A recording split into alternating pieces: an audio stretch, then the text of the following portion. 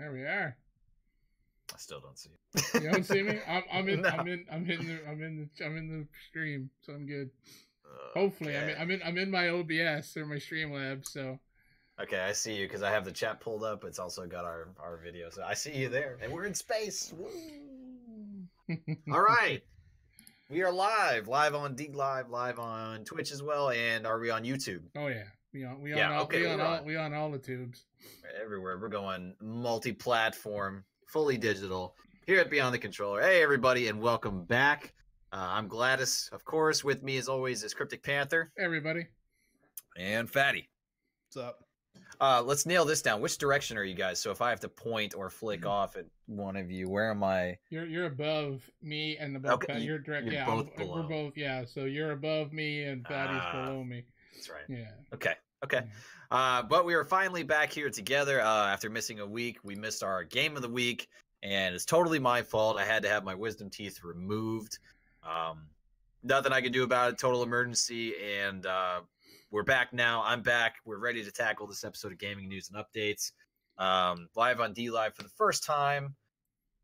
And Panther, you had an update you wanted to talk about as well? Yeah, well, I mean, you're sharing your information about your wisdom teeth and stuff. And I mentioned this in my live stream. My stream went during work last night. The guys know, the fans don't know, but the guys know. I had a CT scan to check for an issue that's hereditary. An issue in my family. My father has an issue being monitored, not a big deal. But they wanted to check me and to make sure I didn't have it. So that good news is that scan didn't show up anything for the initial check. But they did find, and I found this out last Wednesday, and I got a phone call. I mean, they got my results. And they wanted me to come in to talk to the doctor about it, and they called me back right away and said, "Oh yeah, and by the way, we found something else in the scan that you're got to go back and get some more imaging for." So what they found was a cyst on one of my kidneys. Oh.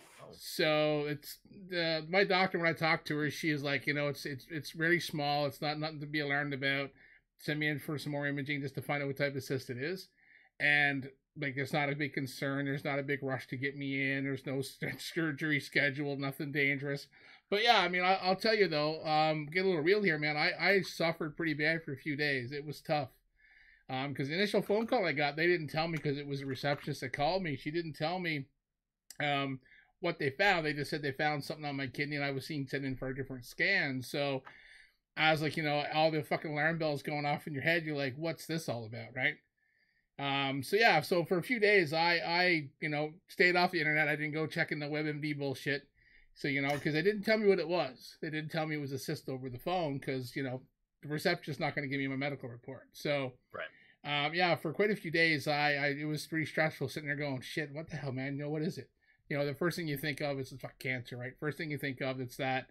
And you're thinking, well, I'm not having any pain. I'm not having any discomfort. I'm not having any other issues. So I'm thinking, okay, maybe it's just a fucking shadow, right? Because, I mean, they do find shit in imaging all the time. And they do get second scans done because they find shadows and weird anomalies. And not everybody's anatomy is identical, right? So, yeah. So I went to the doctor and the weight was lifted off when she told me it was a very small cyst. But there is something there they do want to check a little further. So that's another reason why I wasn't looking to do Game of the Week either. I was not in the mood to try to be, on point. I did stream for a bit. I did play a little bit over the weekend and stuff just to kind of get my mind off it. But yeah, for quite a few days, it was pretty stressful. But yeah. So not just you, Yeah. It's not all about Baker, damn it. Both needed. Well, small world and... Yeah, well, I'm just like, my oven. Yeah, I mean, you suffered with the tooth issues, and I've been down that road. I had wisdom teeth issues and stuff like that myself. So yeah, that's no fun. But yeah, so yeah, we're sharing a little bit of personal life stuff here. We're it's not just gaming; it's beyond the controller, right? It's beyond it. Yeah, that's right. Into our personal life. I kind of feel like I need to get an ailment now. I'm feeling left out. Like, why am I the only healthy one? This isn't right. Yeah. I don't know. Just count your lucky stars, my man. Yeah. Don't wish ill on yourself, Jesus. But rest assured, when something happens to Fatty, we'll talk about it. Oh, for sure. Oh yeah, yeah, for sure. I mean, you did have a tragedy and a loss last week, Fatty. Did you want to talk about it? Oh, yeah. Did you want to talk about it? I'll do it right quickly. It was a week of mourning. It was week of mourning. UPS broke my fucking package. Oh shit! We had some lag. You want to re-yell that again? Yeah, sorry. UPS broke my package. They chucked it at my fucking door. My Jones sponsorship gone. Yep. Just fucking destroyed, leaking all over my living room floor. Like, bastard. It was a sad day. I mourned a lot. It was a sad day. It was a really sad day. Cause I seen that you posted that in the Slack chat. I'm like, oh fuck, yeah. But yeah, the dude literally hucked it at my door and then ran to his truck. I would have fallen down the street and beat his ass. Down my hill. I would have chased him down and beat his ass. Oh god, I'm so pissed. Yeah. But at least... all right, well, let's move on. Let's get to the news. All right, we've all had our personal updates here. Yeah. All right, so first things up, Panther. Talk to us about one of our new favorite games, Sea of Thieves. Sea of Thieves. Well, it's taken Twitch by storm. So after an intriguing and worryingly bare bones launch in March of 2018, Rare's ambitious pirate opus, Sea of Thieves, Fetisov lost at sea. And when this game was first announced, I'm like, okay, that's kind of cool. And then it was like, oh, it's an Xbox title. Ugh. I said, I'm looking for it. Like, it's action adventure-ish. It's kind of cartoony, but it's pirates. It's, something different, something that, other than, and it's multiplayer. There's really no multiplayer type pirate game that's like kind of AAA, right? I know there's that one that you played, Baker. Black Wake. Black Wake, yeah. So I know there's that, but I mean, this year was like, I'm like, hey, this looks pretty good. It's Rare. I mean, they're known to make decent games. And then it was like, oh, it's going to be Xbox and PC only. I'm like, shit. So anyways, because I was only playing on PS4. I didn't really play much on PC. When they announced this game, the game took a while to finally come out, and when it did, yeah, it was kind of like, you sail around, you collect some chests, and that's it. Like it died off pretty fast, and there was called Sea of No Man's Sky. Yeah, like they got obliterated pretty hard by a lot of gamers and some of the gaming media and stuff, and all of a sudden they Rare, I'll give it to them. They didn't just turn tail. They actually looked into creating something. They hunkered down and they added a lot of content and added all stuff to the game. And we've been playing it the last 2 weeks now, 3 weeks. Yep. Yeah, and I mean I'm loving it, man. I've played quite a bit. I streamed like 5 hours yesterday. I played like 5 hours of Sea of Thieves. But yeah, I mean I'm watching streams, checking out some videos, and yeah, the game's got a big resurgence. The big streamers are playing it now. Well, Summit kind of got back into playing it. He got a big audience. He was getting a lot of views. He's got a bunch of new subs and followers and stuff out of it. Dr. Disrespect, he started playing it. I know everybody's favorite streamer Ninja picked it up. And there's a couple other big ones apparently. There's one other fellow too that's starting a pirate games idea for like challenges and stuff within the Sea of Thieves outside of the normal like actual gameplay. Like collecting, having so many chests, having so many skulls, having like TNT and doing sinking ships and all that stuff. So like they're taking the game and they're kind of adding like their own personal touch to it. And I mean, I think it's a great idea because the game is fun. But yeah, it's gone. It's blown up. It's blown up big time. And the developers realize this, and it's gone on sale for half price. Right now, it's on sale half price. So if you don't want to keep your Game Pass and you want to play the game, like it's $30 US right now. Yeah. So, and I mean, I think for $30 or $40 Canadian, I think it's worth it. Well, we talked about that when it was our game of the week. And I said, at full price, it's a full AAA price. I can't justify it. Yeah. Can't buy it at that. But I think I'm going to pick it up because I don't play anything else from the Game Pass. Yeah. I got it when it was on sale for $1 and immediately made it so it didn't renew at a higher price each month. But yeah, I think for $30, I'm probably going to end up getting it before that sale's over. Yeah, the same as me. I was like, well, that's 4 months of Game Pass, and Game Pass in Canada is like $13. And like I do like some of the games. I'm just not playing them. I have too many things I'm trying to play. I'm still playing Dead by Daylight when I can. I sadly have not finished Red Dead Redemption 2. I've hardly touched Battlefield. There's like 3 or 4 other games in Origin I'm still waiting to get my hands on to play. And with some other games coming out, Resi 2 and stuff like that. It's like I don't have time to dedicate to spending $13 a month to play one game, because in 4 months' time, I should have bought the game. So I think I'm going to pick it up as well. But I like the numbers that they give in this article. I'll jump back to the actual article. It said that it was Twitch top 10 most viewed games the past handful of days, and throughout as it rocketed its way up to the top 3 at peak hours, and especially strong Monday show, and putting it in second place with 102,000 viewers to Fortnite's 217. Damn. I mean, Fortnite is the thing. I mean, that's the new hot. Well, not even the new hotness. It's still the hotness, I guess. Sadly, but I was waiting for it. I knew it. I can't be positive, dude. Come on now, it's fucking Fortnite. Fortnite slowly people are tired of it. I think some of the big streamers that have realized that, Sea of Thieves is making some good viewing content, so I think they've switched over. So I'm not saying Fortnite's dead. I'm not calling it. I mean, I'd love to say the plug's been pulled and it's all over, but I mean, I think it's gonna stay on the top for a while, unfortunately. But I think some other games hopefully will kind of topple a little bit. But I'm happy Sea of Thieves is doing well, and I'm happy that we picked up and played it, man. Yeah, it's a fun game, and that's exciting that now this is an interesting time in a game's life cycle. That it's been released. It's been almost a full year now, and that it's just now kind of picking up, a lot of steam and some followers, people more interested in it. Very smart of them to put it on sale right now, because again, I think they also know that $60 is just too much for where this game is at, but it's a lot of fun, and even more fun playing with friends. So totally happy and thrilled that it's getting successful. Looking forward to playing more of it. Yeah, definitely. Doing work in the chat actually has mentioned that there's only 5 days left of the sale. So if you are looking to get this game, pick it up soon. Don't let that sale slip through your fingers. It's too good to let go. Don't let it sail away. Yeah. Which chat did he? I've got the Restream and DLive up, and I didn't see him. That would be the Twitch chat. Twitch. You know what? I am gonna bring this up. Are you sure you're using the right Restream chat?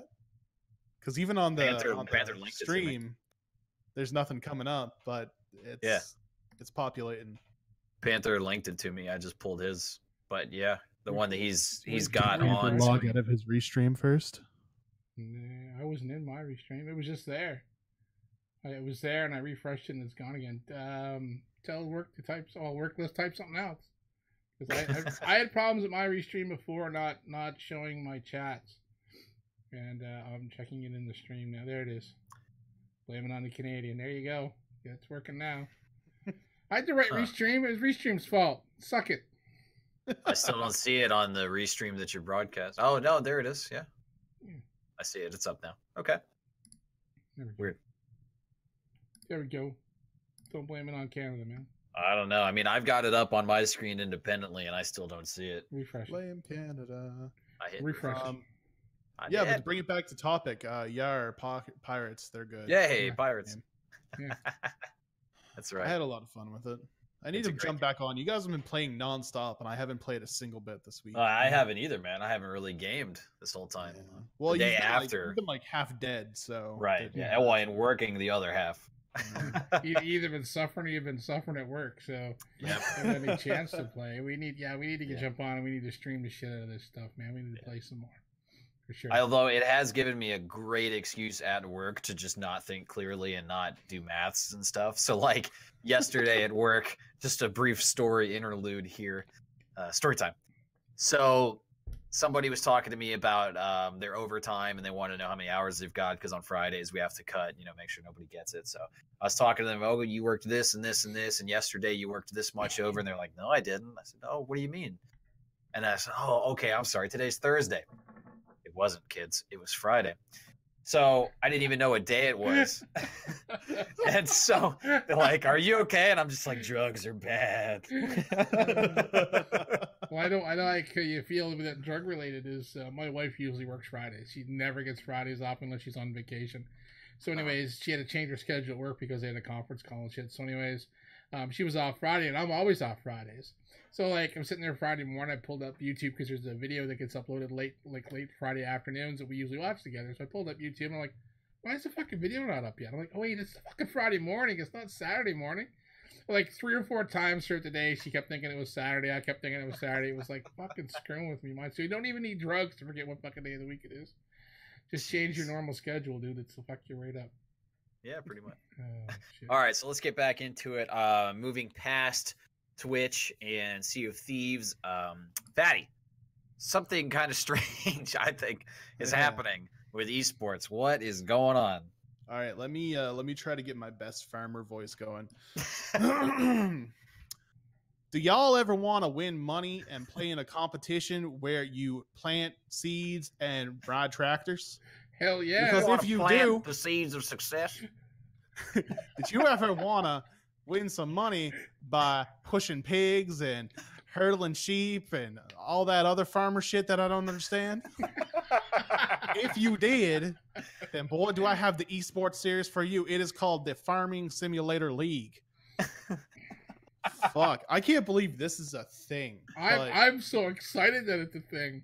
It just adds so much more cred to the esports world, man. Come on. Oh shit! All right, so the developers, the game studio behind the monstrous farming simulator, Giant Software Studios, is announcing that they're going to be making an esports league for Farming Simulator, and will be committing 250 euros, which is about 250,000 euros, which is about 284,000 freedom bucks in prize money to a league that they will be holding over the next year.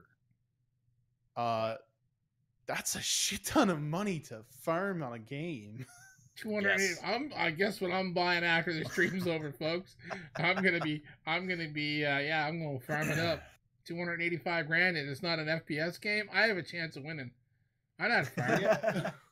Exactly right. I've played Harvest Moon before. I can do this. You put the seed in the ground. I've actually driven farm machinery, so I already got a lead on that. I'm good. Wow. Yeah. Oh, shit. Competitive You're ahead of advantage. us. Yeah. So apparently, it says in the article, it kind of explains what competitive farming simulator would actually look like. Back in 2018, there was a championship event held at, and get this, FarmCon. There's a FarmCon? An annual meetup for farming simulator fans. It basically revolved around teams of farming simulator enthusiasts seeing who could farm best.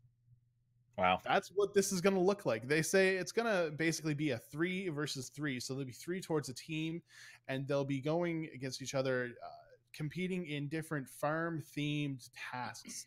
They don't really talk about what the tasks are, but I assume it's going to be like move the hay bale onto the truck, make sure it's on the truck specific, like perfect, plant the grain, harvest the grain, blah, blah, blah. So it's going to be some just thrilling gameplay.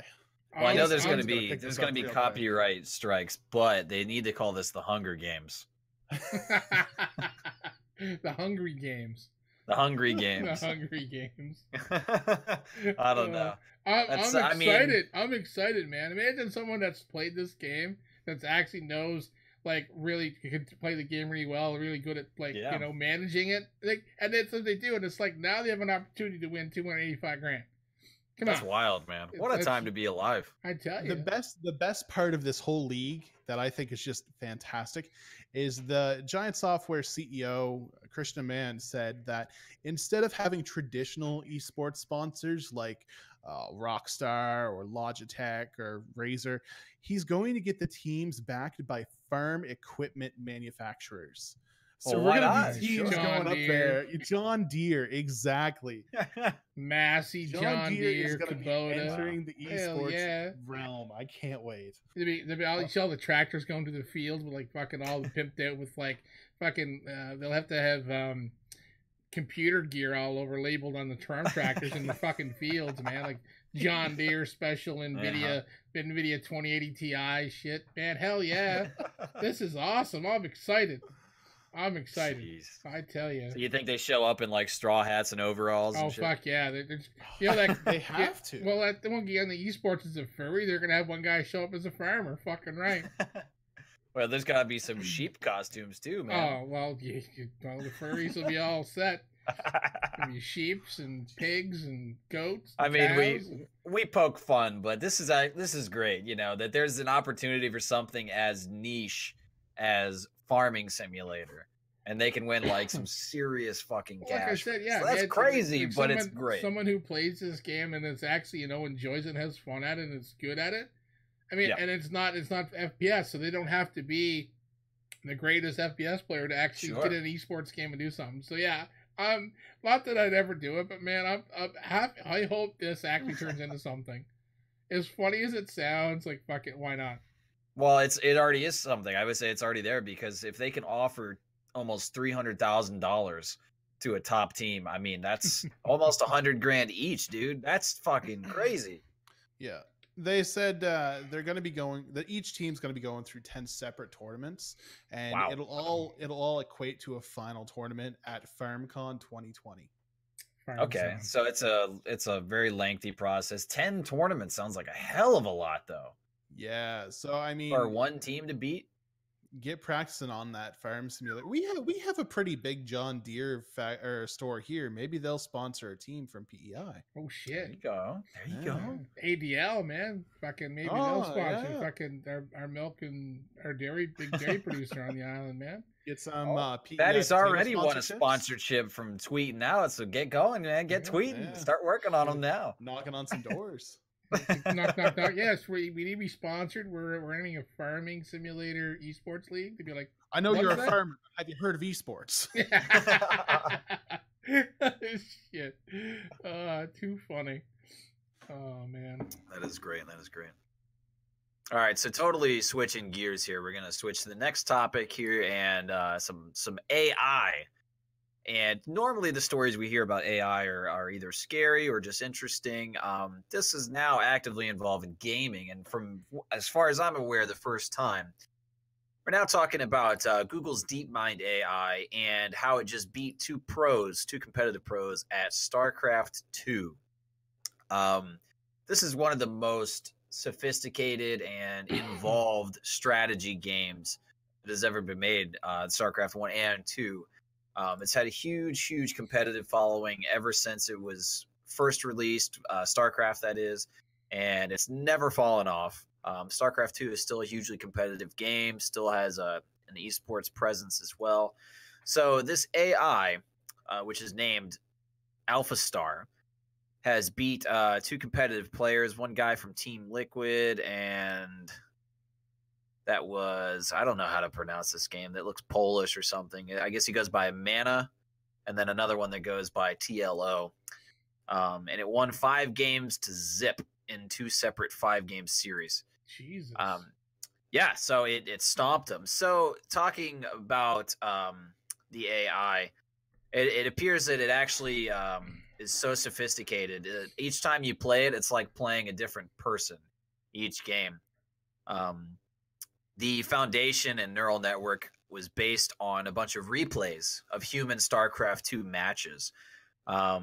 So they said the designers of this Alpha Star AI said it absorbed over 200 human years worth of StarCraft 2 matches.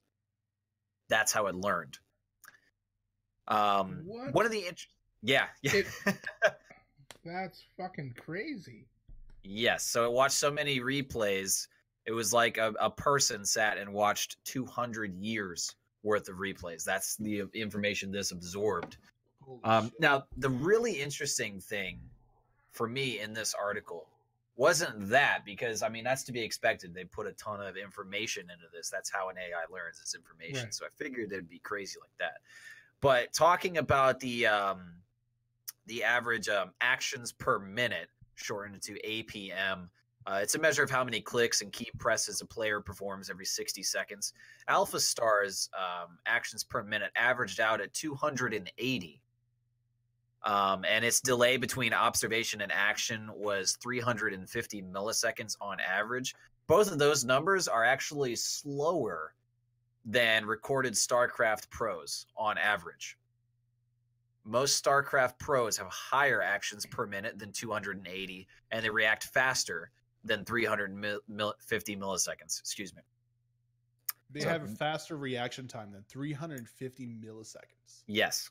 Holy shit. Yes. The only way that's possible is they just completely repeat the same actions over and over and over and over again via hotkeys. There's no well, not way... necessarily repeating it, but as far as reactions, I mean, and you see this in like Twitch shooters. Okay, the reaction time, and these people train. I literally train, and like this is their job on eSports. So these pros that we're talking about are basically the superhuman of StarCraft players. But yes, they react quicker and they do more in a shorter amount of time as far as actual actions. The reason that this AI was able to beat these players isn't because it's faster in the game as they're playing, but it's because it makes less errors and it reacts in a way that's built from all of its data to use the most probable reaction or action. So either way, say if a player has something happen in the game and it's their instinct to react to it in this way or whatever, the AI Alpha Star reacts in what way has the highest percentage of success. So it's constantly doing the best possible move at any time. So even though it's reacting slower and it's not reacting as fast, it's not doing as many actions per minute, it's making better actions and better reactions. That's nuts. It is crazy. It's unbelievable that even the fucking numbers for the regular players. Yes, that's what I said. That's the most mind-blowing thing for me. But I mean, just to think that the AI has that. I mean I don't know. It's not even. I don't know. It's kind of. I mean, I know when you say human against AI, it's unfair. But I mean, having that much in the database, it doesn't. Does it count as an actual AI? It's only replaying the probabilities and the highest functions. It's not learning what it should do to counteract the move. It's just he moved A to B, so D, E, and F is always the top choice. So I'm just going to do that every time. Everyone does A, and so that's not. I don't know. It's impressive as hell that they won 5 games out of none. I mean, that's impressive as shit that the AI done that and there's that much data in it. But if it's just constantly going, action A and B always is beat by D and F, is it really learning or is it just going by statistics? Well, it learns through statistics. So it learns in a different way than you and I learn. But exactly. we do the same thing, though, based on experience. If we try a certain tactic or strategy, we react as well to certain things. We do the same exact thing that this AI does. When you break it down, that's right. You're true. It's right. Yeah. But the AI is not making a decision based on the action in the game with the knowledge. Well, but in other words, like doesn't go, if he's going A, B, I'm going to go D, E, but I'm not going to try anything possibly different to either change the outcome in a different manner. It's always going to go for the highest statistic that always wins. Well, right? it's a constantly evolving playthrough, though, because if a player does A and B, yes, it'll react this way, but then the player reacts to those moves, and the player could react in different ways. So it ends up going down the ladder as far as, reactions and actions. So the player would have to think in almost a backwards mentality to say, well, if every time these 2 actions go, you're always beat by this one thing every time, they'd know that after 5 matches, you figure the player would adapt and try some really oddball shit to try to kill the AI. They did, I'm positive, though, because that's the thing. They said it's like playing against a different person every time. And also the players, knowing this, after 1 or 2 losses, I'm sure, they wouldn't play the exact same way each time. Yeah, but again, the AI and the player both their minds and their strategies are based off of experience. Now, in the AI's case, it's just replays and everything, but it's still the same raw data that a human player has, except they've actually done it. So every action has a reaction. It's a constant thing. I mean, it is like playing against a player. It's just a super smart, experienced player. Now, this is also cool. Remembers all the best plays. Right. So this is cool, actually. So the guy that's known as Mana from Team Liquid, he played a one-off, separate from that 5 series, just an exhibition match against the Alpha Star AI and actually beat it. Wow. Okay. Yes. Now this it said he won it, but it was a new version utilizing an entirely new interface based on the way humans interact with the in-game camera. I'm not positive what that means. But they said it had been trained for only 7 days and it hadn't faced any pros, but still a super AI with 200 years of game experience. Yeah, it's still an advantage. But the player that beat him said, this is a quote, he was impressed to see Alpha Star pull off advanced moves and different strategies across almost every game using a very human style of gameplay I wouldn't have expected. I've realized how much my gameplay relies on forcing mistakes and being able to exploit human reactions, so this has put the game in a whole new light for me. Wow. So a huge, huge technical challenge, I'm sure, and it's just amazing. Everything about this to me is just wild. It is. So yeah, there's that. That's crazy. What do you think about AIs? Like, do you think that if it was accessible for us, like if you could choose as an option to match against the AI, would you ever try that in any game that we play? No, I'm not good enough. No. Farming simulator, maybe. Farming simulator. No, I think it would absolutely beat us in that. You kind of can in the in not this latest Super Smash Bros, but the one before it. They had this thing where if you use the Nintendo Amiibo, you could upload a character that it's constantly learning. The more you fight it, the tougher it gets. Yeah. So it's constantly learning like your tactics and stuff. And so you upload it to like an Amiibo, and anytime you use that Amiibo in your Super Smash Bros game, you're fighting this character, and if you win or lose, it's still learning everything from that. So they've kind of touched that in games already, at least with that one. I don't know of any other ones that have done that, but I think it'd be kind of interesting. Yeah. Well, if it was like, say if for an example, just a strategy game or something like that, like Starcraft, if you could as an option choose, like if they had a designated AI for this, like say Alpha Star, when you go to like multiplayer or whatever, you could choose to play against him, and there was some type of leaderboard of like anybody that's beat him or whatever. Yeah, I think that would be really cool. Yeah, depending on the game, for sure, definitely. Yeah, I mean that'd be something to definitely to, I don't know, practice against for sure. It would definitely be a way to hone your skills without having to go online against other players. Well, that would be harder.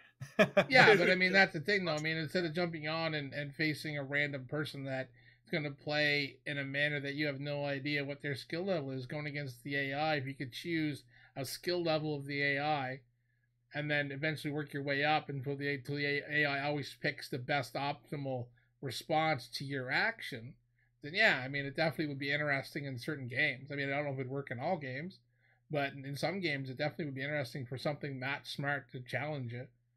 I don't know if I'd ever play against it because it'd kick my ass in pretty much everything I fucking played. So I think a game or a game type this would be good for, and they kind of already have it, would be racing games. I know they have like the Ghost you can race, but have something that is constantly learning, like in professional racing leagues like iRacing or something. They take that stuff very hardcore. So to have an AI like this that's constantly trying to fuck you up, it'd be great training. Definitely. Yep. For sure. Also in our YouTube chat, which is where everyone seems to be, Corinne says Baker needs a hat too. I need a hat? Yeah. Yes.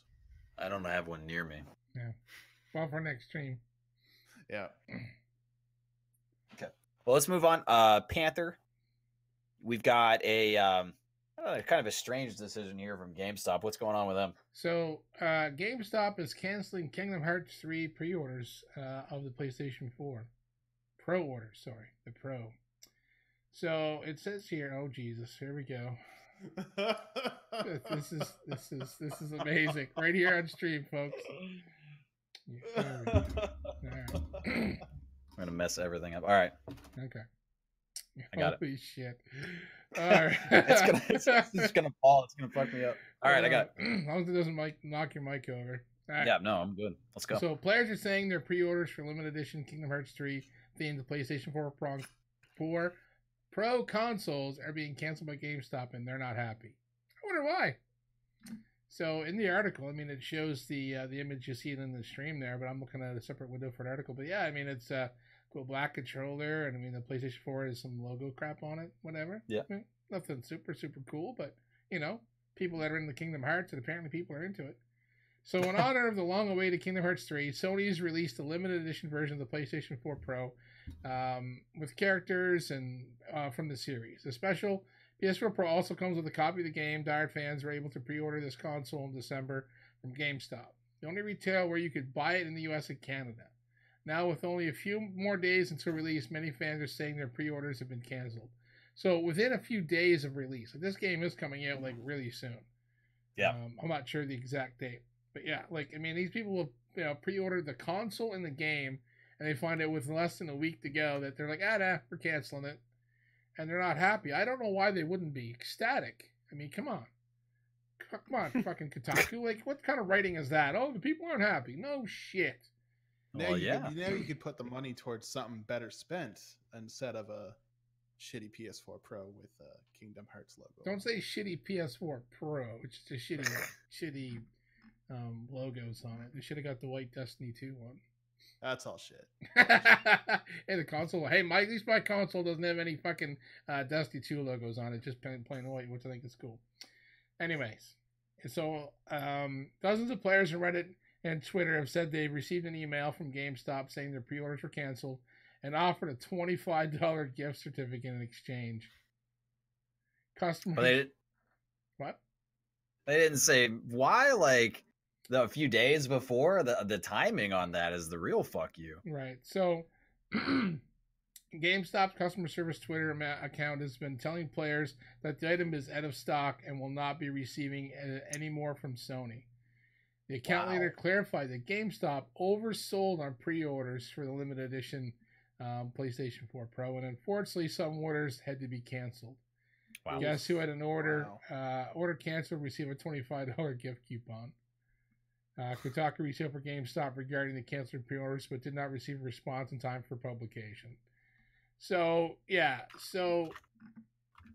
they put up the pre-order. They should have known how many they were getting. If they were the only retailer, the only fucking retailer to get this one in Canada and the US, they should have known they were getting 42,000, and they should have said limited amount of pre-orders, and the second 42,000 was hit. This thing should have been stopped.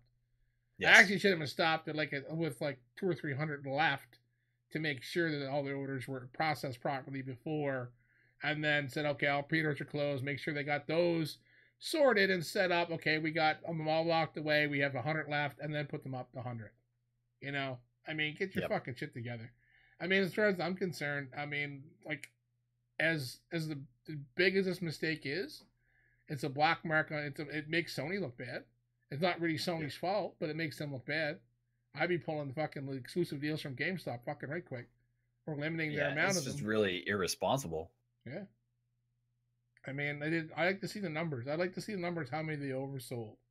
There's nothing in the article stating the numbers. That's why they didn't respond. Because they didn't get, Oh, wait, there's an update. I don't think we're going to know. There's an update listed at the bottom article. It says GameStop's statement to Kotaku echoes the message on the customer service Twitter account. Unfortunately, we had to cancel due to overselling the number of units we had in our inventory. But yeah, they haven't come out and said, okay, we had 40,000 to sell. We took pre-orders for 58,000. They're not giving any numbers. But I mean, somebody fucked up big time. That is some bullshit. Well, and that's going to be a ton of money. You said $25 for all the canceled pre-orders. For the returns? Yeah. So, I mean, if we're talking thousands, this is actually going to cost them quite a bit, too. Somebody fucked up. Someone probably not working for GameStop anymore. Whoever's in charge of their marketing and fucking their sales department. Like, I don't know. We see this not all the time, but we hear about these people pre-ordering games or pre-ordering special edition stuff and the shit getting canceled. like, and this isn't the first time. I mean, it's not the first time it's been GameStop either. I know Amazon had issues, Yeah. in the United States with a few things. I think it was last year, the year before, like 20 mid 2018 and 2017. I'm pretty sure there was some stuff because I remember Reddit. They usually get pretty riled up over there when shit goes south pretty fast. But yeah, I mean, this is fucking stupid. Like, it's 2019. People, stop fucking up. God, so dumb. Pretty much. All right, well, let's move it on up. Fatty, something that's near and dear to your heart still. Yeah. Go ahead and tell us the new news for Fallout 76. Yeah, so this is something that both makes me ecstatically happy and also kind of upset. In a blog post on Thursday, Bethesda announced that Fallout 76's upcoming new player versus player mode will go into beta in March and will be called Survival. Now, ever since 76 came out, players have been downright demanding Bethesda include a sort of a new player versus player mode. Their PvP system right now is absolute shit if you're into PvP. For those who haven't played or aren't familiar, you find a player, shoot them or hit them, and then they have to make the choice to shoot or hit you back before the battle will actually engage. Once it engages, you guys can fight, but if it doesn't, then there's no battle. And if you kill that player, then you have a bounty on your head. You lose caps and items, and it sucks. It basically discourages PvP. With this new system called Survival, they're basically getting rid of that. They're saying, go into this mode, go into the Appalachia and try to survive. There's no, hey, do you want a PvP? It's, oh, I see someone, let's fucking kill them. And that's how it should have been from the very beginning. That is what a survival game is surviving. So Bethesda said, this is because of all of the feedback they got from players saying, this isn't a survival game. The PvP is stupid. We don't like this, Bethesda. So they're adding this as a beta in March. How it'll be split up is they're still going to keep the normal mode because not everyone's into PvP, right? Not everyone wants to go in there and get fucking owned by a level 176 character and power armor. So they're going to keep the normal mode, which they're going to call adventure mode. And then this new PvP mode will be called survival. So you'll have a choice. When you go to the menu, you can either log into the adventure mode, which is the game how it is right now, or you can go into survival mode, which is kill everything that moves. The one thing that kind of bothers me is that right now Fallout 76 has a very large problem of people cheating, and not cheating in like a normal sense, cheating by duplicating legendary weapons. So there's a lot of people out there that have they're called two-shot explosive weapons, and basically it's a shotgun or a grenade launcher or anything that's basically going to kill anything in this game in 2 shots. So if Bethesda can't do something about these duplicating weapons or any of the other cheats that people are using to get like crazy power armor or just crazy stat stuff, then this survival mode is going to be absolute chaos. You're going to sign in hoping for like a measured fight against someone, and you might be level 16, and a level 150 guy with one of these TSE weapons is just going to blow you to smithereens and then take all your shit. Well, So weren't people getting in and loading in development developer only weapons or some stuff, or that's one of the things. That's one of the ways they can dupe weapons. Is they actually found a development room within Fallout 76, and anyone who knows a few things about computers and shit can get to this room. It's in the game. They haven't removed it, and it has every single item and even an NPC in this room. And there's no NPCs in this game other than enemies. The secret room in the Matrix, where they talk to the architect. Yeah, exactly. Except the architect's a voiceless man, and there's weapons everywhere. So there's a huge problem. There's a huge balance problem with this game, and it'll be interesting to see what Bethesda does with that, because if they just release it as a beta in March and allow these cheaters to get in, it's not going to be fun. It's going to be like playing in a hacked Rust server. You're going to get just absolutely murdered. So, Well, I remember seeing the stuff about people hacking and getting into the developer room and getting all those weapons. So, I mean, if they can get it patched out, I mean, it'll probably be fine for the PvP only. So what's happening is when this change comes, the regulars Fallout 76, you no longer can attack random people. That's no, you can, like, the PvP there is going to be still staying the way it is. Yeah. So if you're in adventure mode and you want to PvP with someone, you still shoot them. You have to wait for them to shoot you back, and if you don't, then there's consequences. One thing they are bringing over to the new mode from that old mode is, I guess, fights against, say, you're lower level and someone's a higher level. Apparently, the lower level will get boosted, so it's a little more even ground. But I still don't see that applying if people have, hacked weapons, duplicated armor, shit like that. It's just not going to work. But the people that are going into this new mode, they're going in there only for PvP. That's kind of they're what going it's for. in there because they want to experience Fallout, but they also just want to kill everything that moves. Okay. Just a more hardcore experience. Now, is it the same like save file? So can you just switch between them, and does it carry over if you lost your loot in the survival mode versus going back?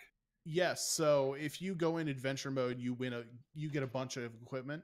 Mm-hmm. If you go into survival mode, you're going to have all that same equipment. Now, if you lose in survival mode, you can lose actual items, not just your junk. They haven't clarified what you can lose, but it's going to be some more valuable stuff.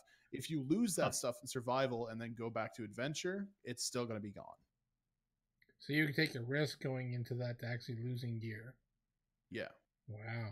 But in adventure mode right now, if you die, you don't lose gear, right? You don't lose gear. You lose like junk, which is used to build guns. But if you had some cool guns or some cool outfits or whatever, you keep them. But in PvP, in the actual PvP in survival mode, if you go in and you get killed, and you lose your actual items. Yeah, they haven't said what exactly you'll lose, but they said it's going to be some high value stuff.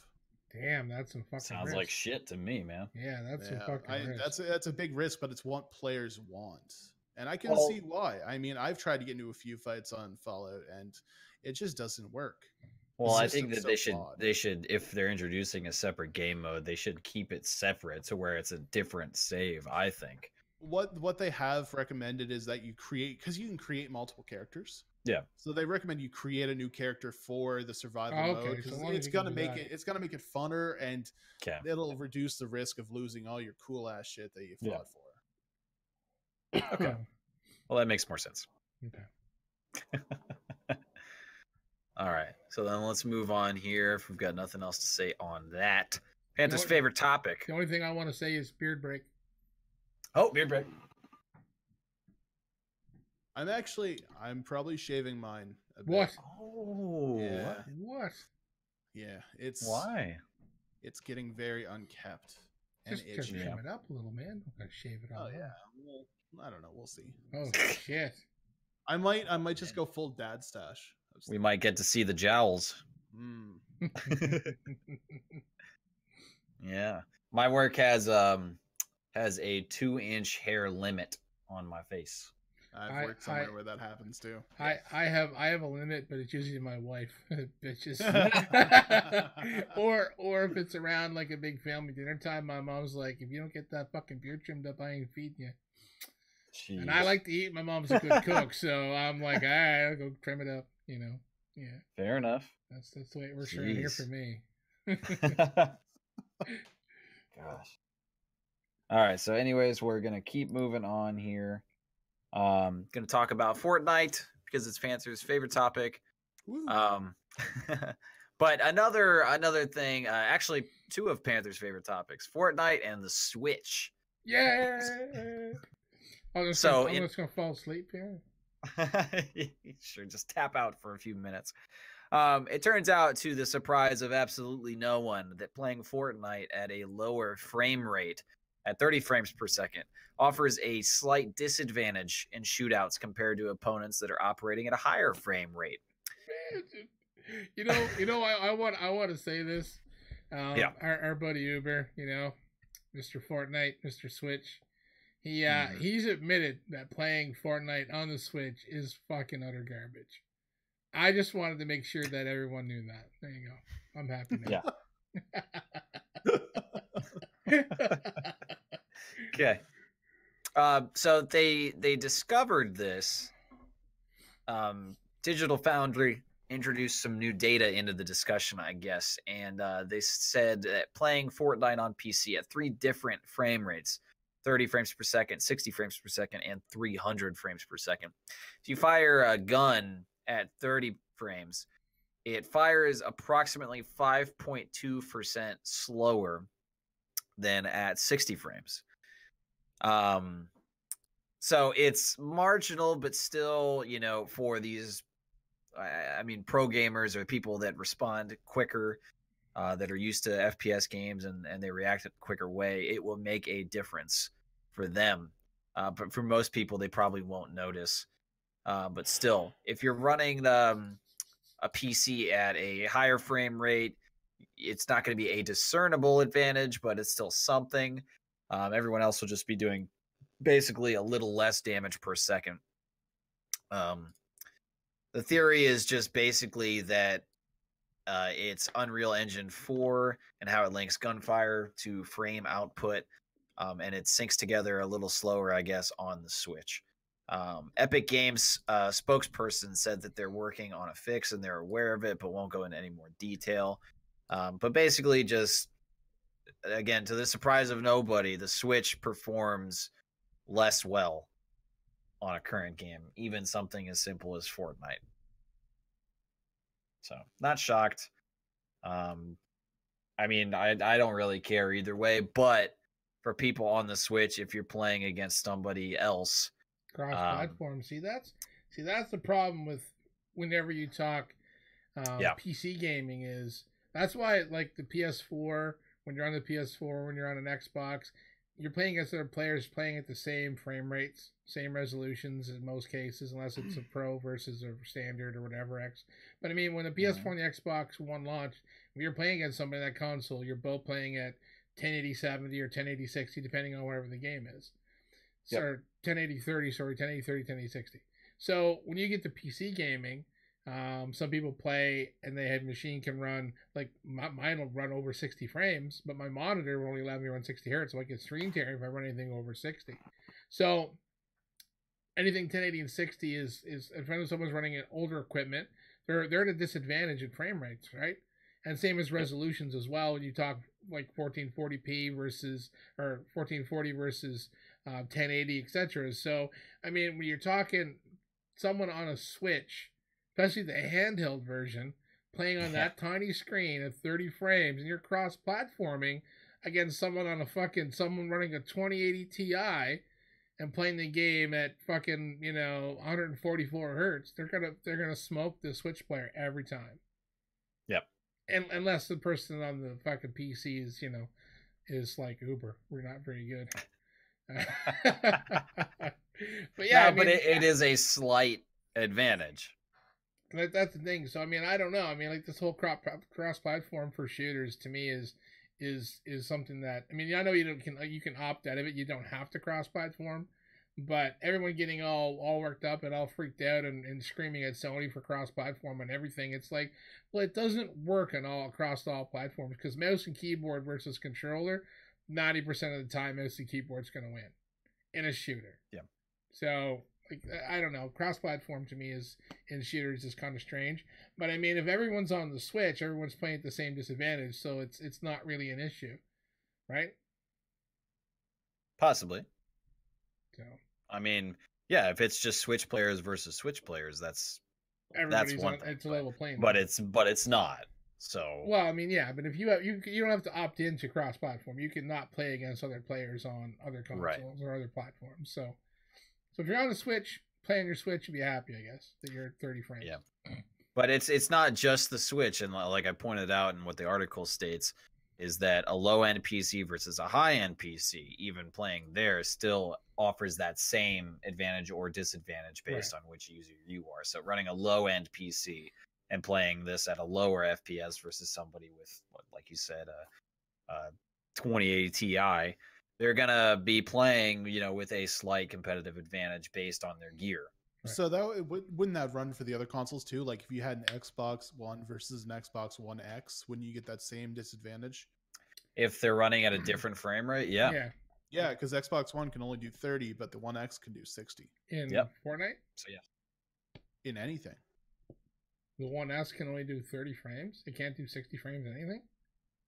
No, the Xbox One, the base one, can only do 30 frames, but the One X can do 60. Yeah, so there you go, same thing. So yeah, like I said, when the consoles, if you're playing Fortnite on any console, you could potentially be potential. Okay, good. So PC Master Race. There you go. Yeah, as long as you're not playing on an old rig running 30 frames, you're all good. Pretty much. And the realization sits in. Dumpster fire. Yeah. So the game does currently sort players based on if they're using a mouse and keyboard. On console, it says there's matchmaking made from that, but there's nothing similar in place to account for differences in frame rates. So I don't know how they're gonna deal with it. I think it's just, to them, probably not a big enough advantage and disadvantage to actually address it in that way. Don't know. Yeah, just from what I've played from it too, I don't think you're not going to really notice it in game, right? Because it's not the most accurate shooter in the world. Like something like Rainbow Six Siege, you might notice that a little more. Like Battlefield, Counter-Strike 5 or 1, whatever. Yeah, exactly. Yep. But Fortnite, I don't think so. You should be fine. Just don't play it on Switch. Or Panther would just say, just don't play it. Of course. You still there, Panther? Okay, yeah, I was going to say, you coming back yet? Wait, can you still not see him on web? I still can't see him. Oh my God. Oh, okay, I'm sorry. He says, shaking his head, yes, up and down. I think if you can see me by now, that's where you can't see me. You have to watch the stream and see my reaction. I kept nodding my head up and down. I see it, but it's delayed, so like I don't know. Sorry, I didn't realize you couldn't see us in the initial screens. Shit, too funny. Yeah. All right, so let's move on here. One of the last topics for tonight, Panther. Assassin's Creed Odyssey has been in the news recently, and not for some great stuff. So, what's going on with this game? Well, Assassin's Creed Odyssey allows you to choose a male or female character, which I'm like, okay, that's cool. Whatever. Woo, that's quality. Some customization. You get a choice. A lot of games offer it, so it's not groundbreaking. The article starts out, says nominees for the first ever gaming category in the annual GLAAD Awards were announced today, honoring the Elder Scrolls Online, Somerset, Guild Wars 2, blah, blah, blah. Guild Wars 2. God, I can't believe that's still going.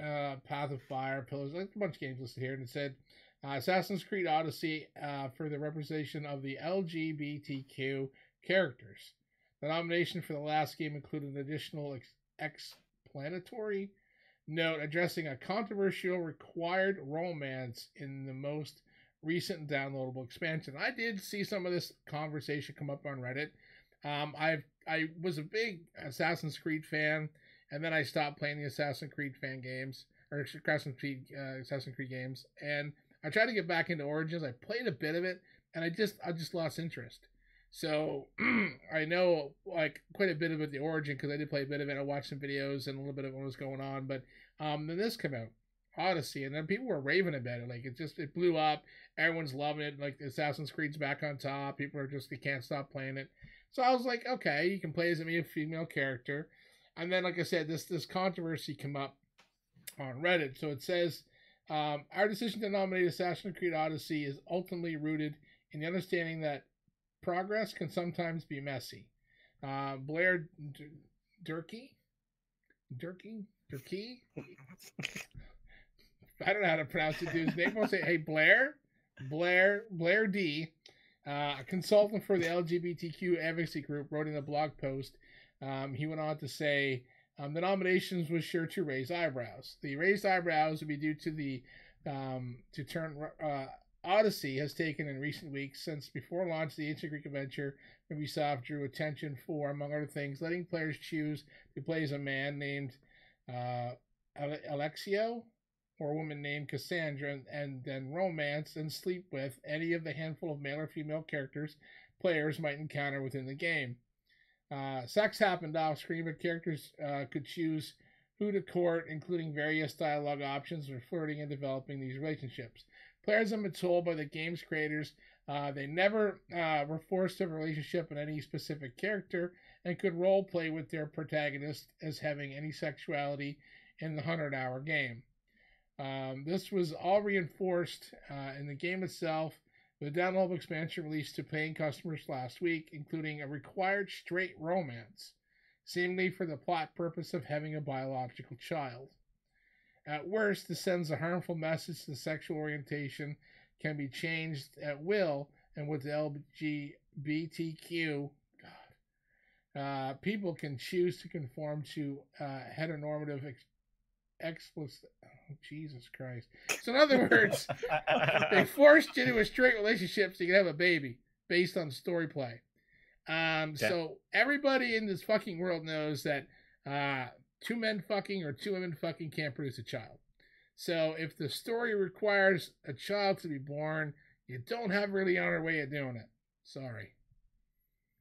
You know, this is it's not like this game is set in like the future where they can just clone the damn child from their DNA. You know. I don't have a problem with any of this. I have a problem with people getting worked up over it.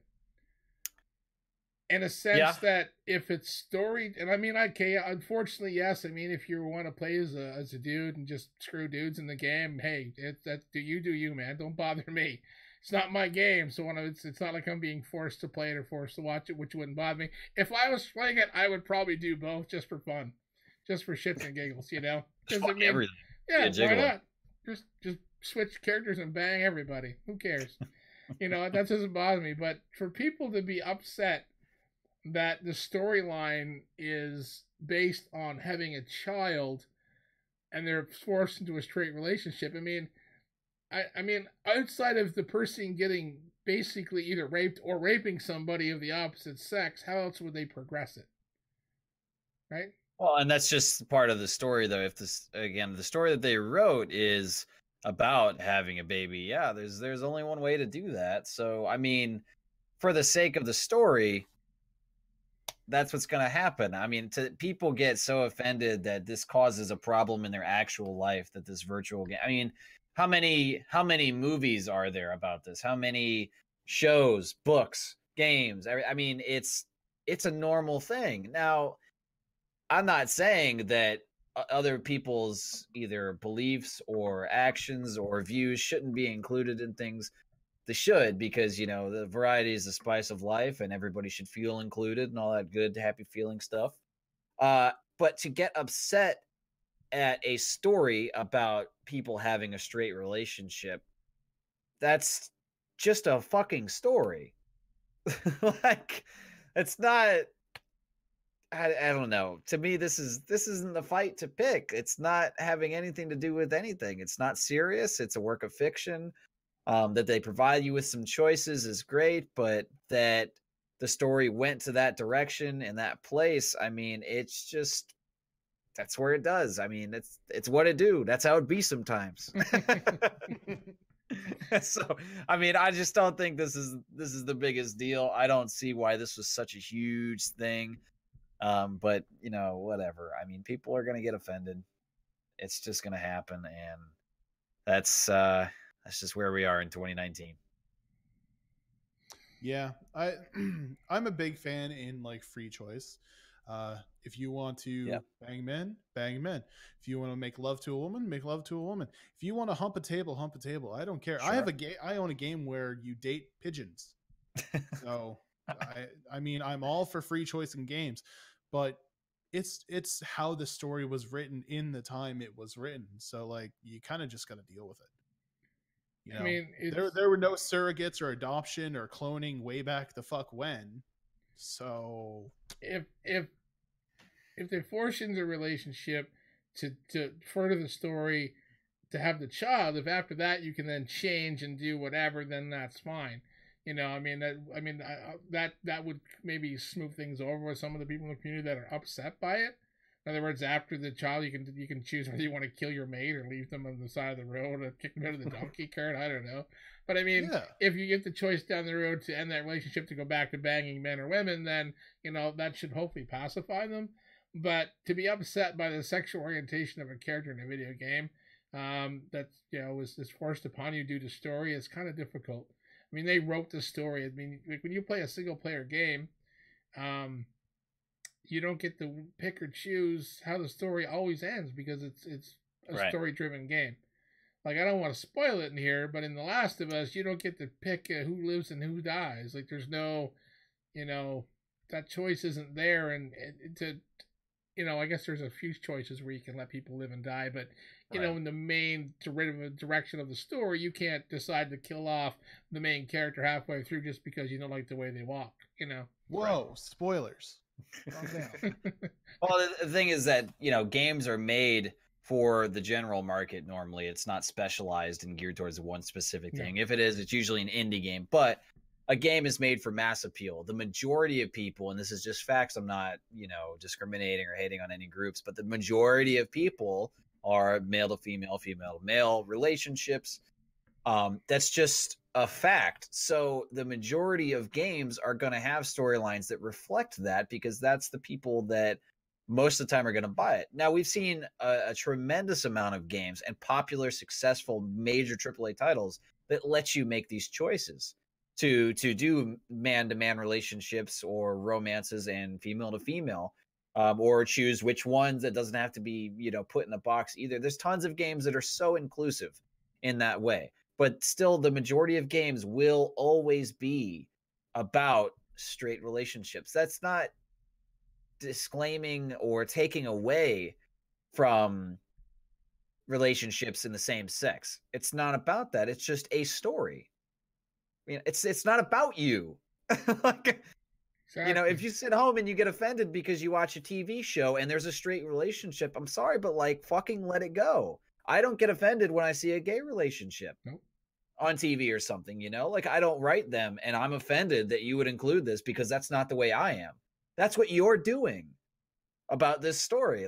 That's not what you want other people to do because you have a different view. Right. If it was a full-on RPG style game where you got to choose and make those decisions and they forced you then all of a sudden to, I guess, there's RPG elements in the Assassin's Creed series now, the way it's made, but I mean, if it's a story-driven part where you have to play that story, how are you going to get mad at the fact that this is the story?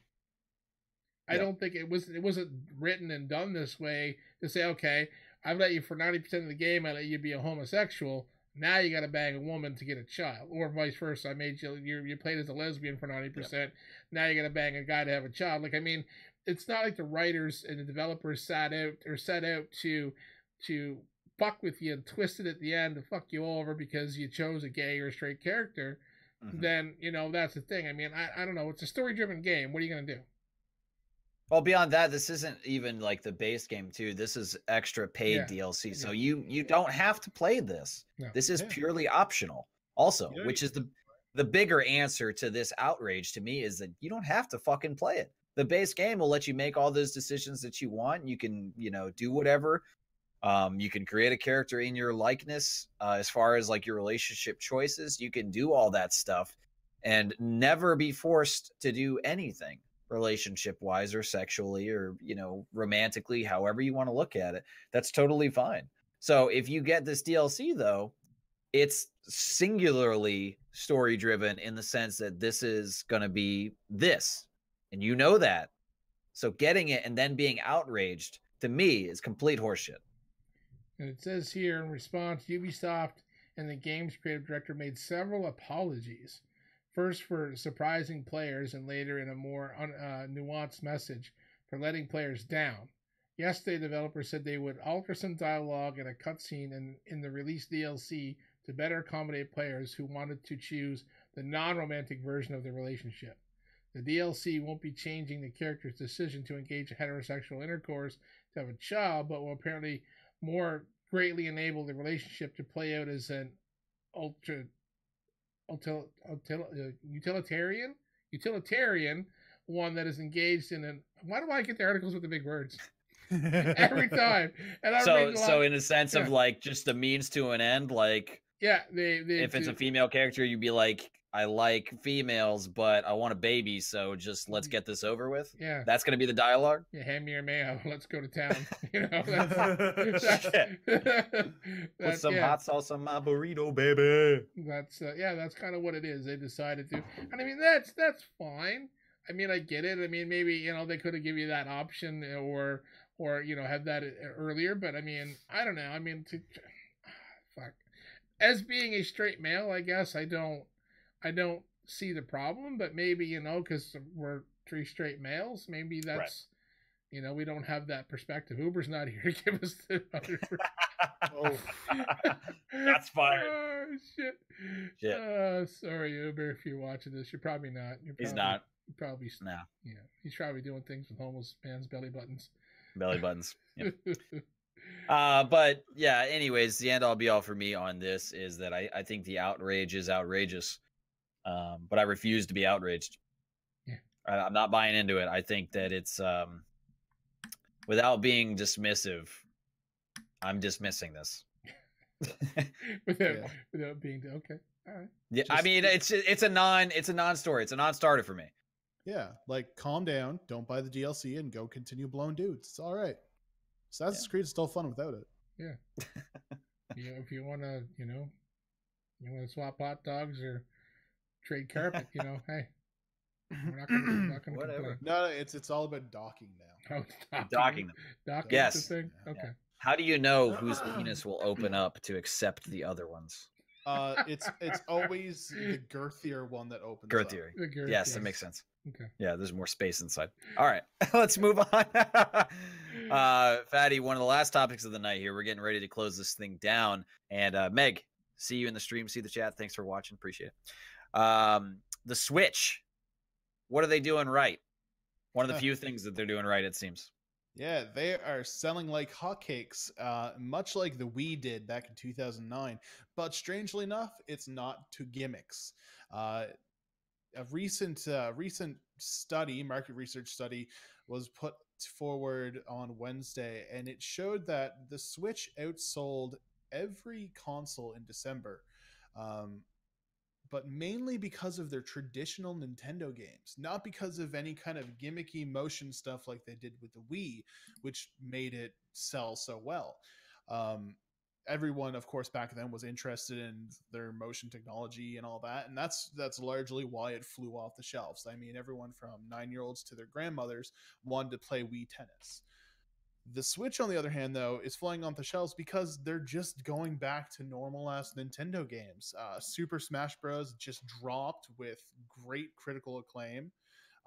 Pokemon Let's Go, those are massive hits the last couple months. So it seems even their older games like Super Mario Odyssey and the latest Zelda, massively successful.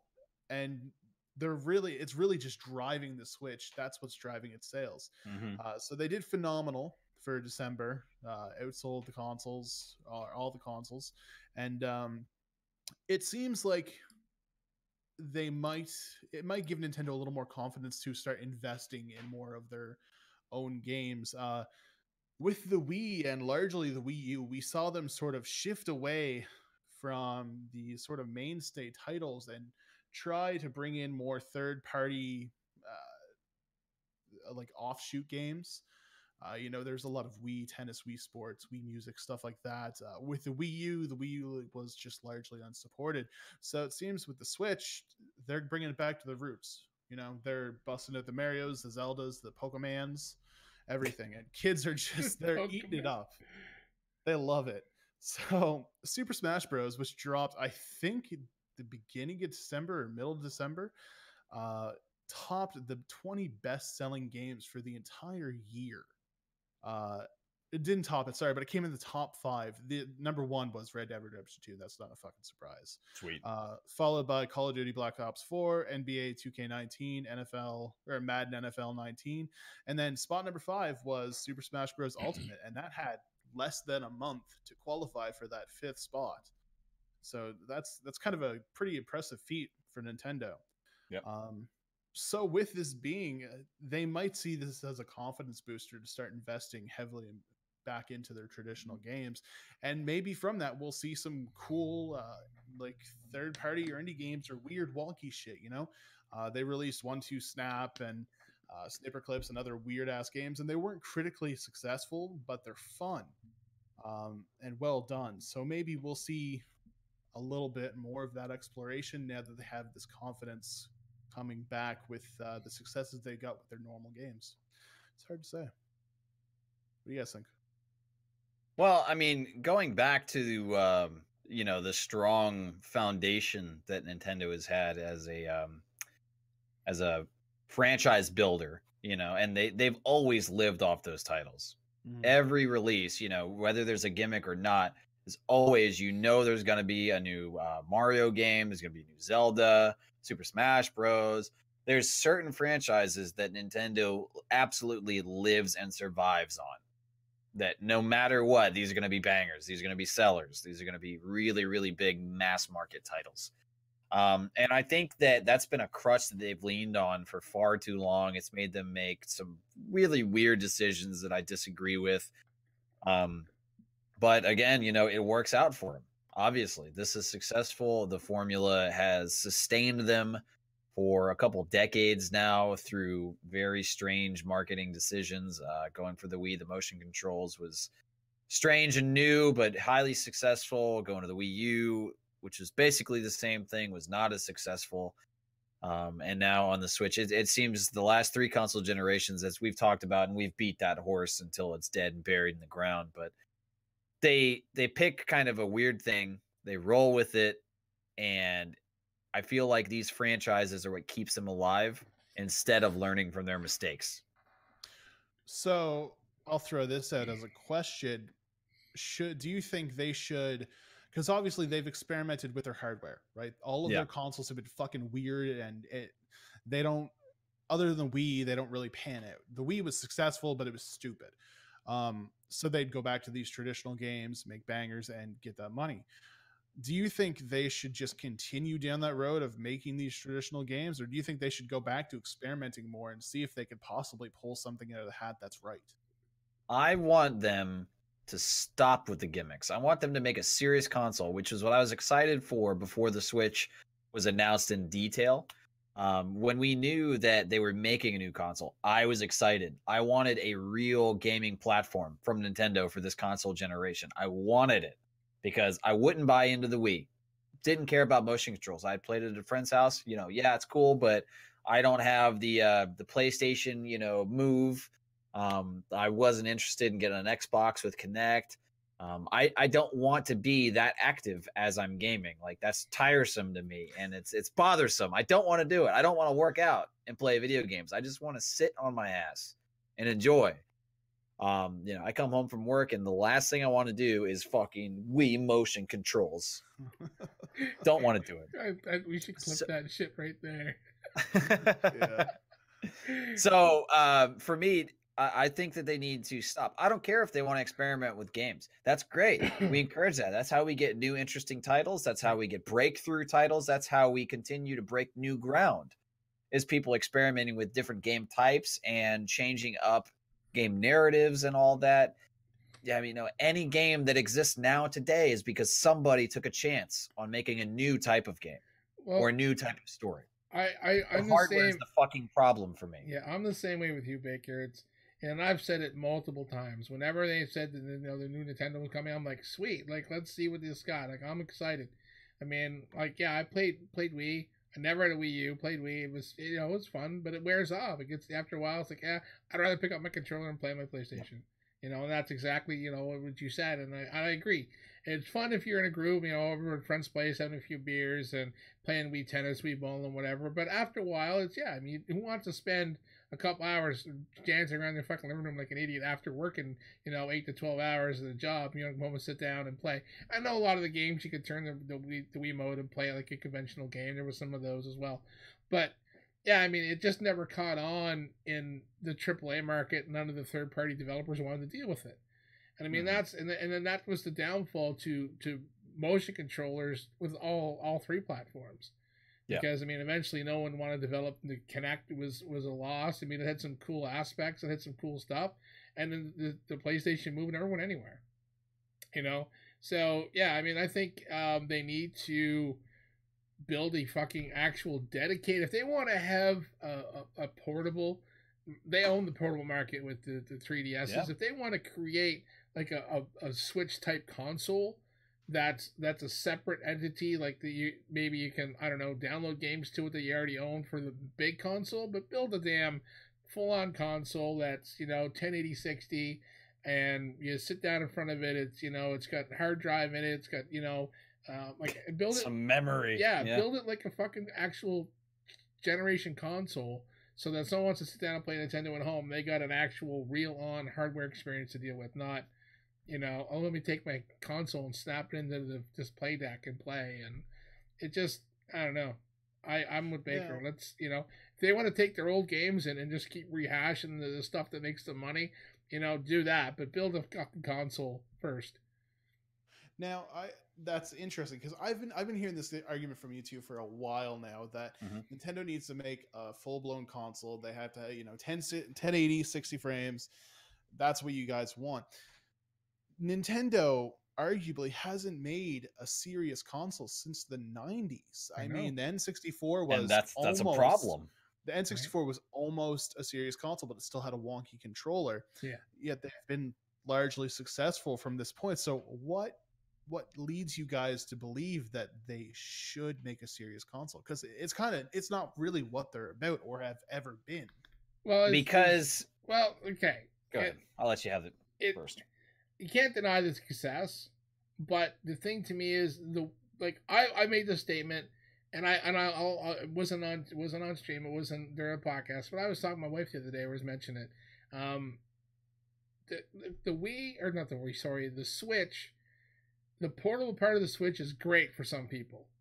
Like I work from home. I don't have to commute anywhere. I mean, when I'm going somewhere, I drive like 99% of the time.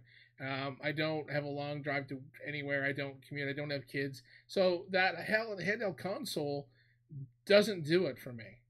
I mean, for people that have long commutes in big cities where they got to get on a train or a bus, and or they carpool and they got to sit in the back of a car for an hour to get to work, that's fucking awesome as shit. I mean, I can understand the handheld console. I get that for people that like to game and have reasons to have something like that. If they have a kid, throw the kid in the back of the van, throw the Switch at them. They're fucking they're playing fucking whatever. You can just ignore them for the road trip or whatever. I get that. But as a gamer, as someone who doesn't commute, who doesn't have a use for a hand, I don't play games on my fucking cell phone. I'm not going to spend $400 on a fucking handheld console I'm not going to play anything on, because I'd rather sit in front of my PC or my PlayStation and play. I mean, it just that the handheld market is not for me as a gamer. I mean, I don't know about the rest of you. I don't know about saying that they already own the handheld market with the 3DSs. I mean, my wife had one and she played the shit out of it. I know quite a few people had them. But I don't know. To me, it's when they come out with the Switch, it's just an underpowered console for the generation. To me, they missed the mark. I don't know. Yeah. That's my opinion. But I mean, yeah, you can't deny their success. My thing is that they have wonderfully and miraculously capitalized on trends and ideas with the last three console generations. With the Wii, it was explosive in how new and successful it was, because motion controls were not a big thing at the time. No. It came out and holy shit, it took the market by storm. Everybody wanted it, record numbers, millions and millions and millions. They did the Wii U, and we saw they tried to repeat what the Wii did. They did the same gimmick and tried to just make it a little more beefier, because that was one of the complaints. And it wasn't successful. So they couldn't repeat the gimmick. They knew the Switch had to be different when they were designing it. Now their gimmick is mobility. So it's not the motion thing anymore. It's incrementally more powerful, but it's still behind our current console generations for its competitors. But mobility now, you can play, a great game that Nintendo has made, usually not from a third-party developer, but the in-house developers for Nintendo. Those games are now available on a mobile platform. So that's a great thing for Nintendo gamers. That is a big deal in the gaming industry, not just for Nintendo fans, but to be able to play a AAA title, even if it's just from the Nintendo developers, but a AAA title on the road, on the go, on a bus ride, on a commute, on a road trip, or just bring it somewhere with you, whatever the case may be. That is a big deal. They capitalized on that success. They haven't been successful necessarily because their ideas are so revolutionary and like individualistic to their company, because there's competitors for everything that they do. The thing that Nintendo needs to realize is that they're not always going to have that next best idea. The next thing that they try is not a guaranteed success. They tried motion controls, they got it. They tried mobility now with the Switch, they got it. What's the next thing that they're going to do? What's the next console generation going to try to capitalize on? Because obviously their aim is not a traditional hardware sale, because the competitors that they have, Sony and Microsoft, just beat them. So they don't want to go toe-to-toe to them. So they've always got to capitalize on some other gaming aspect that they think some people want. They have struck success tremendously with their past choices. My reason for them to make a serious console is they will not always have success picking a gimmick to go after. It's not guaranteed. The only way the clock's running out. Yes. I don't think that there's always going to be a next idea for them to capitalize on. Motion controls are now out. The Switch is going to bleed this particular idea out. So the next console generation can't be the same thing as the Switch. And it can't be a marginal upgrade like the Wii U. So we're not going to see Switch 2.0, I don't believe. I think they're going to try something different with whatever next console generation that they have. I don't think it should be a gimmick. I think they should compete. I think it should be serious. I think it should be heavy-duty hardware. It should have memory. It should be static, or at the very least, if they want to include a mobile version of it to continue the Switch trend, that's fine. But at home, I want it to be powerful and beefy enough and user-friendly enough to where I don't have to go out and buy more accessories just to play some basic things.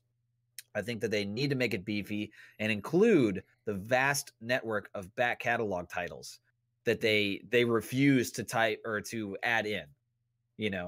That we've talked all the time about streaming platforms and how they need to tap into their streaming digital library. And they refuse to do it with these retro consoles they released and they've had incredible success with. They don't include any options for us to expand those libraries, to tap into rent games or to buy games for cheaply. These games that don't cost them anything anymore, they're done. The development cycle's done. All you got to do is open them up and you make more money. Simplest choice in the world, and they refuse to do it. I want the next console from Nintendo to be heavy-duty hardware with memory, with access to old stuff, and not focus on a gimmick. I want them to focus on gaming, not gimmicks. That's my hashtag. Gaming, not gimmicks. I like gaming, not gimmicks. So I agree with aspects for both your arguments, but I also disagree. So I don't want to see a heavy hitter serious console from Nintendo for two reasons. One, in this room alone, I have 3 systems I could play AAA titles on. I don't need a fourth. And that's kind of why I like Nintendo. It's because all of their shit is different. So I have that.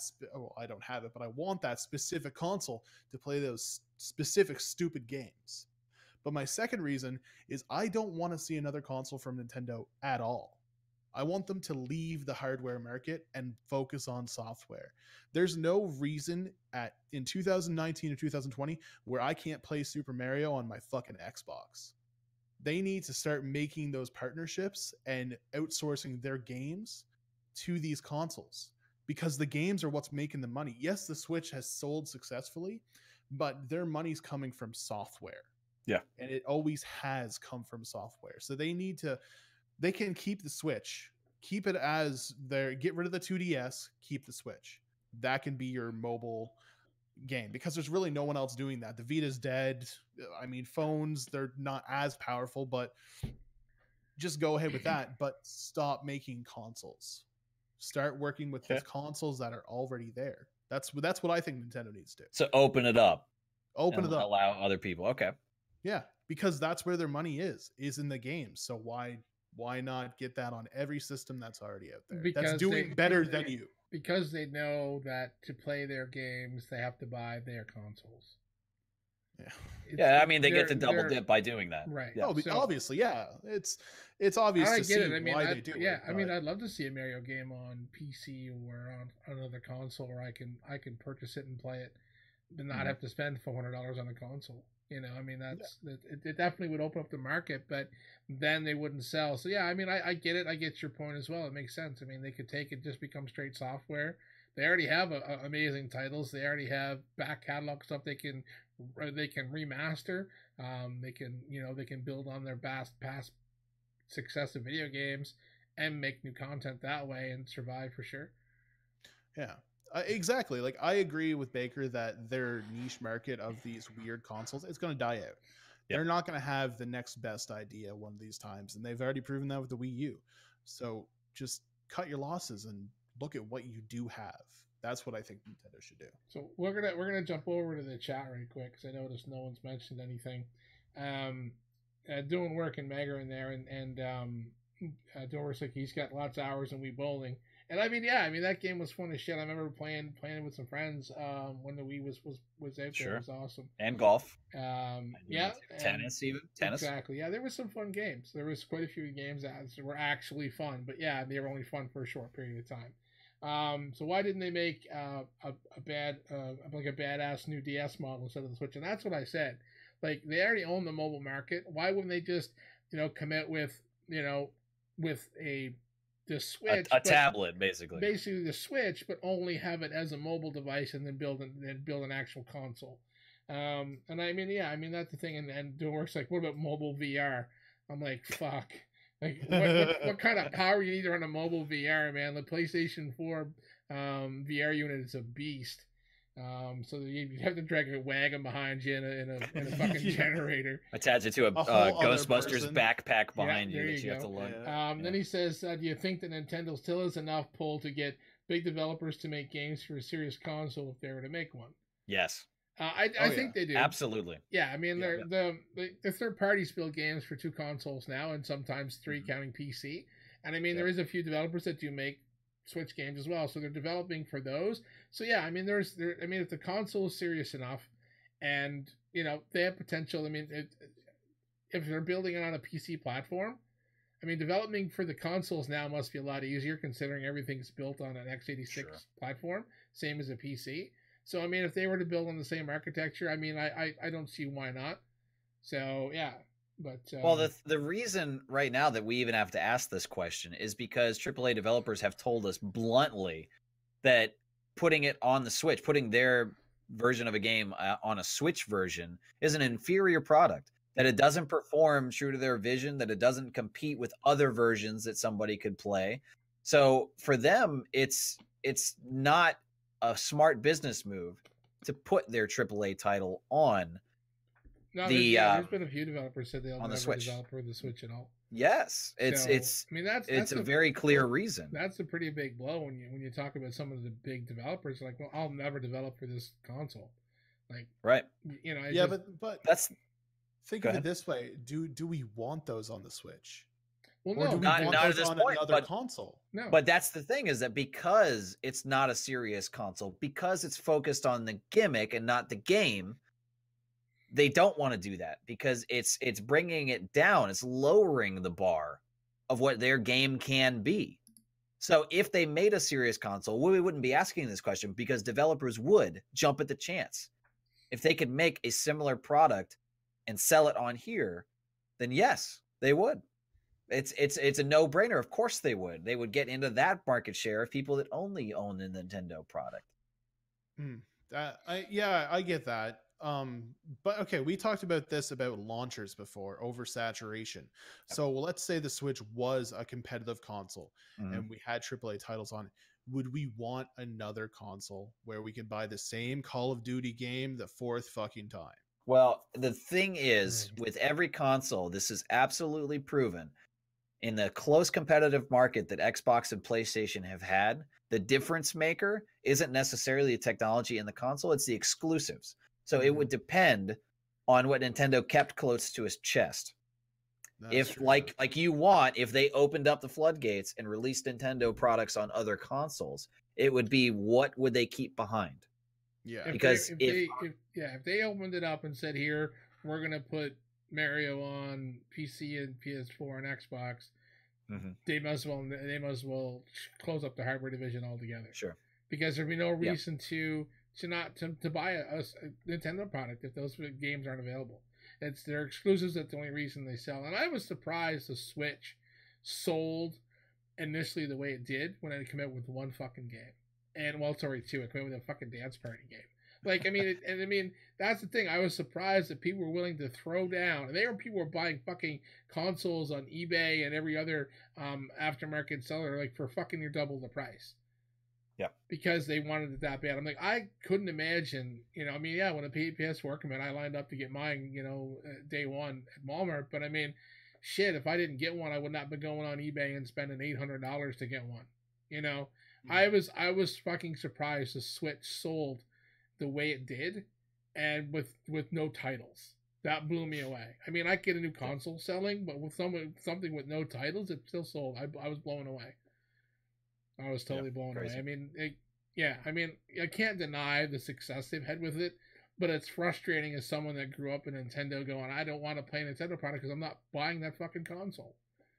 And I agree with that. Yeah, get out of the fucking hardware market, open up, give all put your Nintendo products on other consoles so everyone else can enjoy them. Yeah, I don't think that they're going to do that though, and that's the thing. So if the question remains, should they get serious and focus on the games, focus on the hardware? They're not going to. I think that I would end up buying a console though. Like if I know things now, dude. Like shit, I have to get a second job to afford the fucking console, then I would have time to play it. So, but hear me though, because I didn't buy the Wii because of the gimmick, right? Because I knew gameplay was going to be directed towards motion controls, and that's not what I'm interested in. Right. I was always interested in the games though. If the Wii U hadn't copied it and it had been just a beefier version of a Nintendo console and not replicating the Wii, maybe I would have bought it, but I wasn't interested because it's going to be geared towards motion controls. On the Switch, even if I only bought it to play in theater mode or in home TV mode, whatever it's called, it's not powerful enough, and it's a pain in the ass because it doesn't have the memory. Yeah. So as much as I want to play the new Zelda game, Breath of the Wild, and whatever, future Nintendo exclusives they'll have on this console, as much as I want to play that, it's not going to perform well. It's going to cost me more money because I have to buy memory cards. It's a pain in the ass from everything that I've heard on how the multiplayer is designed. I don't want to play through a third-party app on my phone to talk to my friends. I know certain games have in-game voice chat. We've been down that road in that conversation with Uber, but not every game does. No. So if I want to use, my microphone, or if I want to sit here or whatever, it's just not as user-friendly or well-designed as I want it to be. So there's still too many problems. Even if I didn't want to go mobile with the Switch, and somebody said that is a solution, just buy it and sit it at home, it still doesn't do what the other consoles do well enough, and there's not as many great exclusives to sell me on it. That's the reason I don't own an Xbox. Despite it having the same hardware, it doesn't have the proper exclusives for me. They're not focused on the games. They do just enough on those big franchises to keep them afloat. That's their crutch. That's what they always will go back to. But it's just a mass of these weird indie games and these games that are built around whatever the gimmick is for that console generation. I'm not interested in that. If Nintendo really came out and said, we're going to do some heavy hitters, we're going to do a brand new Metroid game, we're going to do Zelda, we're going to do a new Mario adventure, it's going to be the big deal. And it's not focused on what the ease of use is for that gimmick, like the Switch, like mobility. if the console isn't dumbed down to where I don't feel like I'm going back a generation to play on this. The graphics don't look like shit. It doesn't have to be colorized or like with the shading like Breath of the Wild. To me, it still looks weird. It looks beautiful, but not in a clear way. It's like everything is smooth, like an oil painting almost. So as interesting as that is, it still to me doesn't look like a proper game in 2019 or 2018 when it was released. It's just not the road that I want to go down. If they can get fucking serious and they can do that, I would consider and probably end up buying a Nintendo console before I bought an Xbox. Wow. Just because Xbox has been dropping the ball, man. Oh yeah, well yeah, I guess they've got some exclusives, but now they've spoiled me. They've given me the option to play it on my computer, which I will do. There's no reason to have an Xbox now because most of those titles. And are on I make comment whenever they come in with all this played anywhere titles. I said that shooting themselves in the foot when it comes to console sales, and it's proven it. Yep. Yeah. So that's my very long-winded answer. I mean, we really went in depth with this discussion, and I don't regret it. But this is where we're at. It's been a discussion I've been meaning to bring up for a while. Because every time you guys make that same argument, I'm glad we had it. I agree with points that Baker's made, and with you, Fatty. The fact that if they get rid of the hardware and win software, I would play Nintendo games on another console. I'm not gonna, like I said, I feel what you're saying. I don't want to buy another console because I don't either want to spend the money or invest in another, thing, or have it set up in my office or have it set up in my TV. Let me put it on my current stuff that I currently have so I can enjoy it. Yeah, I agree. And I agree with Baker too. Best case scenario. That if they come out with an actual full on beefy set of hardware that basically, mimicked the current generation of consoles where things were so much easier to deal with, and it would be a lot more tempting to me to go, I am going to spend the money to buy it because I want to play these at that. I agree with both sides. I mean, it's tough to deny either point, really. Yeah. But all of them to me points of yeah, we know you're listening. All of those points to me though just say that in different ways we think that it could be the strongest form of Nintendo. Like all of them though, I think we agree is not where it's going, not where it's been. No. It has a long road of debauchery ahead of it before it ever gets what we think it should be. Yeah. So the chat just got right wholesome there a few minutes ago. Meg, I saw that. She plays with us. She watches her streams a lot, and she's streaming herself as well now too. Some Dead by Daylight. So I'll give her a little shout out to Meg. But she said you guys are great streamers and great friends. She joined us. Originally she watched Uber's, how she knows us because of our Extra Life live stream. She was around for a lot of that. She was all of it. Yeah, she was a trooper. Yeah. She was there, and so she kind of joined up with us, and we played Dead by Daylight together. She played Scum with us and stuff when we were playing that quite a bit. So she said you guys are great streamers and great friends and doing work answer back. And said we like you too, Meg. So we got some wholesome chat going on. Jeez, this has been a roller coaster. We had some we had some wholesome moments. We had some good arguments, good discussions. It's been a great podcast. Yeah, it's been all over the place. A return to form. Yeah, good stuff. Good stuff. All right. Well, I think it's safe to say that we've gone almost to the 2-hour mark, and it's time to call it. Yeah. We had one topic left, but maybe we'll get to that in the next one. We'll see you guys in 2 weeks for the news. But thank you so much for joining us. Really, really appreciate it. We had one guy on D Live join us briefly. We got up to 7 viewers at once. Nice. On D Live. Yeah, we were there, but they didn't stick around. But for Meg and work on Twitch, anybody else that has joined in to watch, thank you guys so much. Thanks for participating. Appreciate your support. You guys all have the Twitters for us, the twats. So you can get a hold of us at any time. I took a fucking turn. Oh, shit. Yeah. So you guys can get a hold of us at any time on Twitter. You've probably got our gaming handles as well. But again, for the guys here at Beyond the Controller, we are happy to be back.